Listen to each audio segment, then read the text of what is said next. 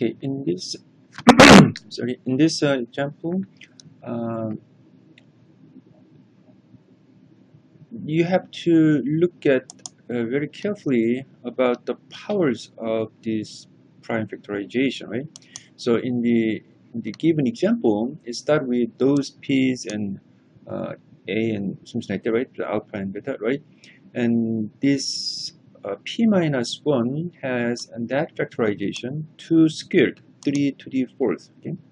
So because of those power, the x2 regarding that x squared, to get that x2, you just need a0 and a1, because we're expecting that x2 can be written by a0 plus a1q. Q should be 2 at this moment. Right?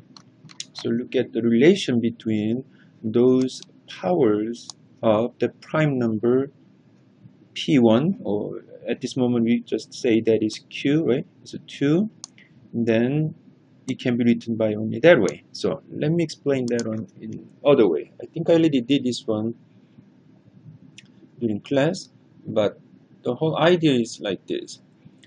Let's say if I have 237, another way to state that is let me state this way: 7 plus 3 times 10 plus 2 times 10 squared, right?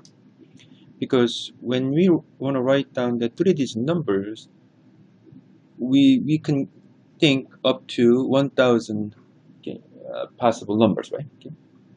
So it can go up to 10 squared, right? Because it's 3-digit numbers. So if you have 4-digit numbers like 1, 2, 3, 4, then we need 4 plus 3 times 10 plus 2 times 10 squared and plus, right? And plus, and 1 times 10 to the 10 cube, right? Like that, right?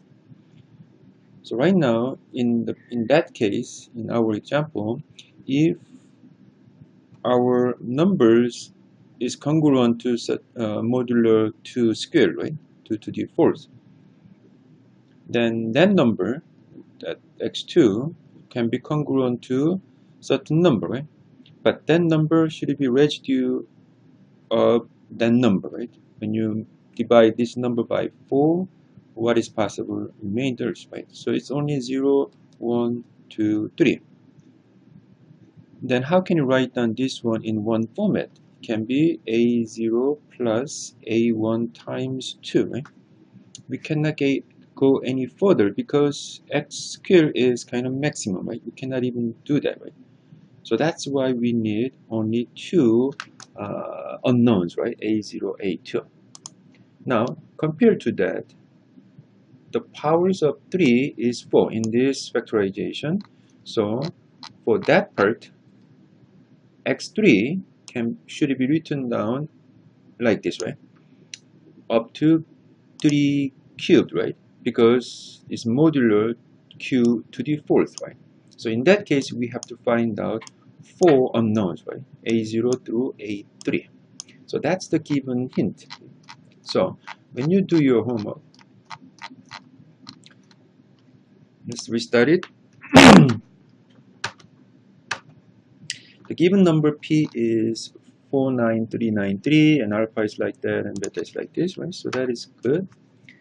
And it's prime P is a prime, and like that. So well, from the factorization of P minus 1, actually the powers of 2 is 4, which means to get x2, you need to get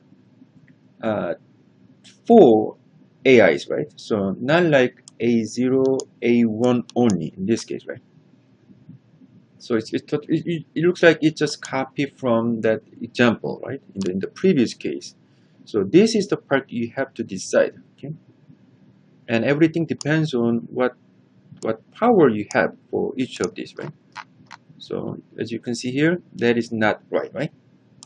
So one of your classmates is doing like this. It didn't touch that part, right? But this students got the right way, right? Because look at here, you got A0, A1, and A2, and A3, right? So the actual value is x2 must be like this form, right? A0 through A3, right? So that's what he or she got the right answer here. And for x3, this is right, right? Okay. Because the power of 3 is only 2, right? So in this case, only A0, A1 is enough. And for 7, it's go up to power 3, so you need 3 unknowns like A0, A1, A2. And for example, if the prime number p is 7, then there are 7 possible remainders, right? 0, 1, 2, up to 6, right? Then for each one of them, this q, the alpha should be those results, right? So after you have it, what have you got? You have to compare these results with from this table, and that is the matching one. Then A0 should be 3. Then for next one, to get A1 from the formula, you just plug that 3 for A0, right? Then you got 1. That's from table is here, so the corresponding value should be 0.